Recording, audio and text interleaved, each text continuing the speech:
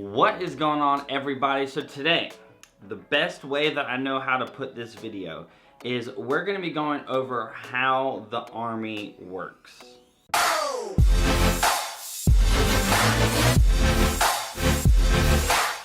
If I were to title this video anything else, I'm not sure if y'all would really understand what I'm going to be covering, but a lot of it's going to be kind of like task organization a little bit. But I'm pretty obviously going to be using this whiteboard in a little bit, so there's going to be a little bit of teaching, but at the same time, this is probably the best way for me to explain this in a video like this without doing overlays. It's going to probably be a little bit more comfortable with me using the whiteboard, so I'm going to be using that in just a little bit. But I got a few things that I want to cover first before I jump into it, because I'm going to try in this video to break down a lot of really complicated things that people that are currently in the military or have been enlisted for a couple years aren't really gonna have ever came across before. So if you're new to the military, this might actually help you get a better broad understanding of where you kind of fit in the puzzle piece in the Army. So on my video the other day where I talked about which MOSs actually get to see combat, I talked about all the different branches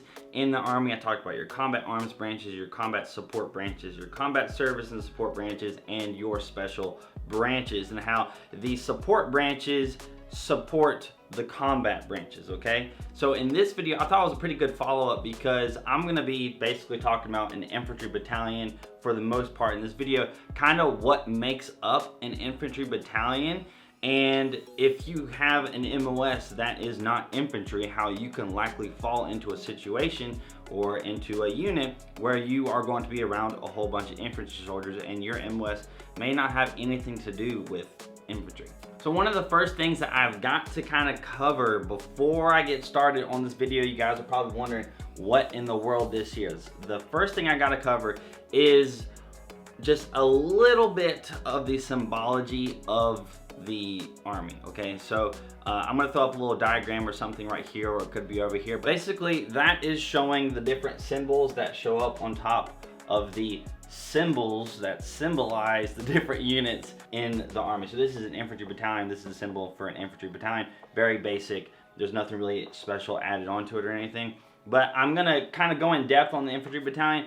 But like I said, I want to show you guys kind of like how the Army works. So I'm gonna start at the brigade level. I'm not gonna go in too in depth on the brigade because, I mean, this video could be, a week long, and I'm not about to do that. So I'm grabbing my computer for this one because, again, I'm not trying to memorize this. I'm not telling y'all to memorize all this stuff. This is, again, a video kind of talking about how the Army works, how it operates, you know, where does your place kind of fall into the bigger picture. So right here, I'm gonna be showing you guys an infantry brigade and kind of what units actually make up an infantry brigade. So if you remember the dots and all the X's and the lines and stuff that I talked about with the symbology that I just showed you on the screen, at the top of this diagram, you're gonna see the infantry brigade symbol, and all the other different branches and stuff is pretty self-explanatory. That's just showing you everything that makes up the infantry brigade. If you look at the legend in the lower left-hand corner, you can see that you have a brigade engineer battalion, brigade special troops battalion, you have your Cav scouts, you have your field artillery,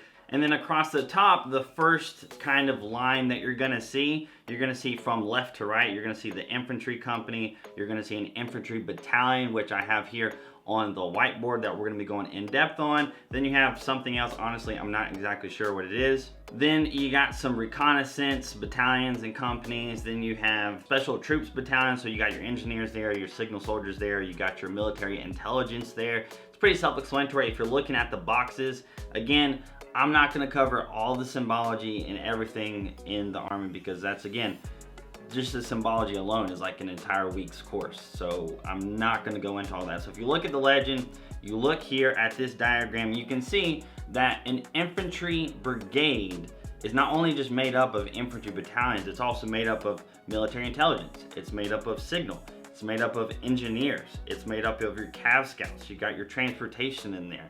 You got a lot of different MOSs that make up an infantry brigade. So what I've decided to cover, because it's one of the most simple things to actually cover when you're talking about the organization of a unit, that's infantry units, infantry battalions, infantry brigades, because all the different special types of units they're just complicated, they're different, they don't meet the special pattern that you see in like the regulations on how picture perfect, how a chemical company, how a chemical battalion is supposed to be structured. And not everything is going to be picture perfect like the doctrine says to do it. So all of this stuff I'm going to show you, this is the general outline. It should be like this, but in reality you're going to have some things added in, some things removed, some things attached and detached, and etc. And on that note, I do want to mention that the stuff that I am going to cover in this, these are the organic units that are a part of an infantry battalion. What I just showed you with the brigade, those are like what should be the organic, the native units that are assigned to, not necessarily assigned, they're just organic to that unit. Assigned to a unit means you might have a signal company who is assigned to an infantry battalion for some additional signal support, some additional communication support, and they may be assigned there for a couple of years.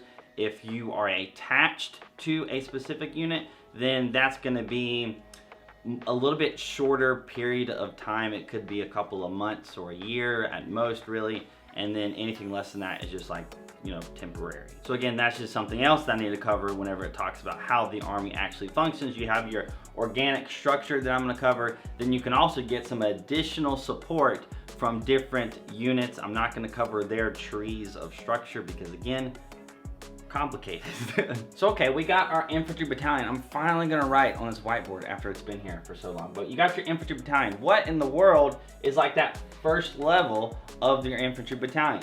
So in every infantry battalion, you have your headquarters company. So it's a company designated by the 1 dash right here. I'm not gonna really cover anything else like what the 3 dots and all that stuff are. But the smaller units that make up a battalion are companies. So that's kind of like the first level here. You got your headquarters company where you're gonna find some of the staff that makes up the battalion that kind of makes the decisions. Is where you're gonna find the people in charge, essentially. Then you're gonna have your infantry companies, and actually this should have a ×3 because you're gonna have multiple different infantry companies. Then you're gonna have your weapons company. So this is going to be where you have like your heavy weapons squads that are going to have like the 240 Bravos, the 249s, things like that. These guys are going to be your heavy hitters whenever it comes to small arms fire, direct fire. So now we're going to move from right to left, and we're going to finish off with the headquarters company and see actually what makes up the headquarters company.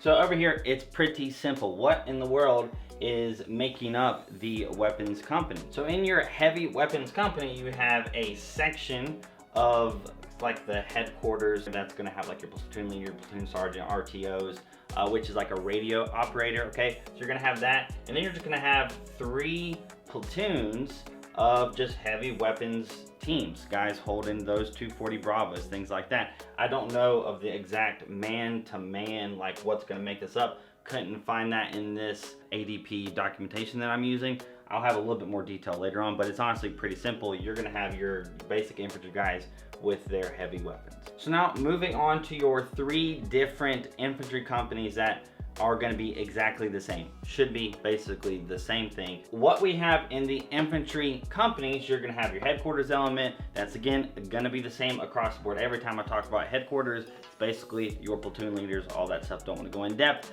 because I don't really know how much knowledge you guys have on the difference between platoon leader, platoon sergeant, all that different stuff. But you got your headquarters element. Then you're going to have just your basic good old infantry platoons, and down here you're going to have your fire section. The L stands for light, so you're going to have essentially some mortars there, a couple of different mortars in this section. In the infantry platoons that are going to be the same, I'll put a ×3 here because you should have 3 of these in one of these infantry companies, and each one of your infantry platoons should be made of 3 infantry squads, and then basically 1 like heavy weapons squad. Think of it kind of like a similar, smaller heavy weapons unit over here. Put a tiny one inside of your infantry platoon, and that's what you should be seeing in all 3 of these platoons. Now, to keep myself from going and writing all this stuff over and over and over again, I'm just gonna give you guys a quick little diagram like this for the infantry company. And if you're actually curious and you want to actually look up all those different symbols, then just go ahead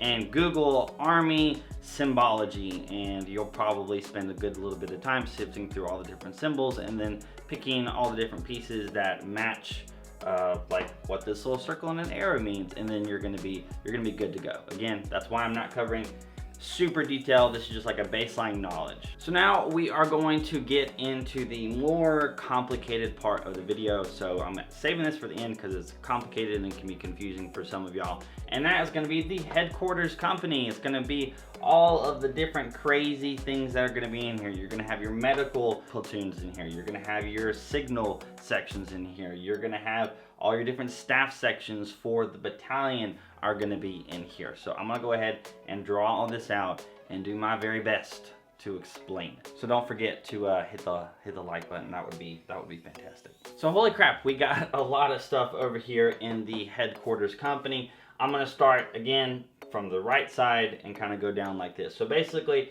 this is your medical platoon. So that's going to have your essential medical personnel. So if you are like that combat medic or something like that, then you're probably going to end up being in there. Then you have your heavy fires platoon. So this is going to have a little bit more heavy duty mortars, indirect fires, things like that. It's kind of similar to the light fire section that's going to be in each individual company, but you're going to have a heavy section in the headquarters company. Then you got your reconnaissance guys, you got your Cav scouts and stuff that are going to be in here. So again, for this one, I'm going to be bringing out the laptop just to kind of read off some of the things that are going to be in each one of these different platoons and sections and things like that. So you got your medical platoon right here. That is going to consist of your obviously platoon leader and stuff. That's going to be the headquarters unit, and that you're going to have your medical treatment squad, you're going to have your ambulance squad, you're going to have your combat medical section. I may be overlaying this stuff also as I'm talking to you. So in that, you're going to be finding like your 68 whiskeys, your combat medics. They're going to be in the combat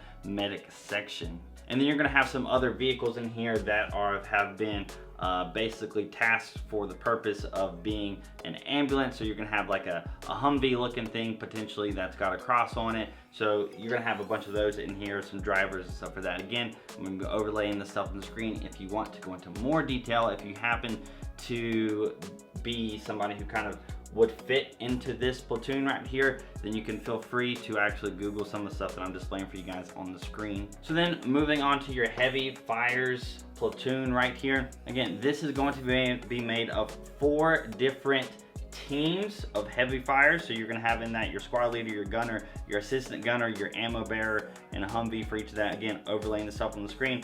You're also going to find the 13 Foxes, which is my brother. So the forward observer, I believe he is going to fall into here into the fire direction center, the FDC. Again, displaying this stuff on the screen. If not, then I'm probably going to regret saying that. But anyways, some of you guys that are dealing with your mortars, I believe 11 Charlies, things like that, you're probably going to be in here. Moving on to the reconnaissance platoon, essentially this is going to be where you're finding your Cav scouts. So if you're a Cav scouts, you're going to be in like this headquarters company, and inside of that you're going to be in a reconnaissance platoon, and then you'll be inside one of the squads as a Cav scout with your different RTOs, squad leaders, things like that. And the last real special one that I want to talk about, really before I finish talking about this whole diagram right here, is this little bad boy right here that people ask me about all the time, and that is being a sniper. So this is where your sniper team is going to be. So you got your whole battalion right here. Think about it. You got your entire battalion, and you have one little team of like 4 or 5 people as the sniper team. So if you're thinking you have really good chances of being a sniper, just again, all this stuff, just a couple people in this team right here. Not just, 5 different snipers. You just got a couple snipers in there, and that's it for a whole battalion. So now that I've kind of outlined this whole diagram for an infantry battalion, so again, this is the symbol for an infantry battalion. This is all of the organic units that are going to be part of that infantry battalion. I covered a little bit kind of down to the soldier level of, like what makes up that reconnaissance platoon, what makes up that heavy fires platoon, what makes up the medical platoon. I kind of covered that stuff. But in addition to this, and in regards to my last video when I talked about who actually gets to see combat. So if you're an infantry soldier, obviously you are in a combat MOS. Some of these other MOSs over here, like a heavy fires, the people in a heavy fires platoon, those are going to be other combat MOSs, but also possibly some of the medical soldiers in here are not necessarily considered combat MOSs.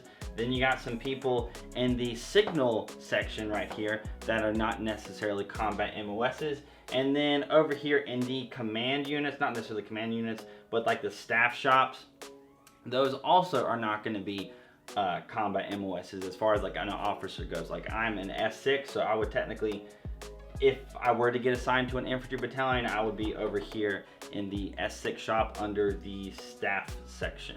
But this isn't necessarily the full picture. Again, this is the organic units that you're gonna find just generically. This is kind of like the bare minimum. You could have a few things detached. So let's say they have an infantry company, they detach an infantry company. It's probably not gonna happen, at least as far as I know. But what's more than likely the case is over here, we just have a signal section. So there's not a whole lot of soldiers right here. You got maybe 12 soldiers or so that are in a signal section for an entire battalion. Let's say this battalion has been tasked with a specific mission to cover a really big area. Well, what can happen is your staff section over here, they may be making the plans and things for the mission that they're on, and they may request to a higher section. So like the brigade that I talked about at the very beginning of this video, and they may request more signal soldiers. So an entire signal platoon, another section from a different infantry brigade or something, they could detach and then attach to this battalion to help them complete their mission. And then also on top of all that, you know, there's no transportation people right here, okay? So I talked about in the previous video, you have your transportation branch of the Army, and they are what I described as combat service and support branch. And basically, how are these people gonna get places? You got Humvees, you got things like that, but if you need to transport more equipment, if you need to transport fuel out here to these guys, let's say you're that transportation guy, and you have a convoy, you're taking some fuel out to these infantry soldiers, they're out at the FOB, and then you get attacked along the way on your convoy. Well, again, that's what I'm talking about when I say, you know, you got your combat MOSs that are going to be in here, but also that doesn't necessarily mean that if you're not a combat MOS, you don't have the possibility of something like that happening to you.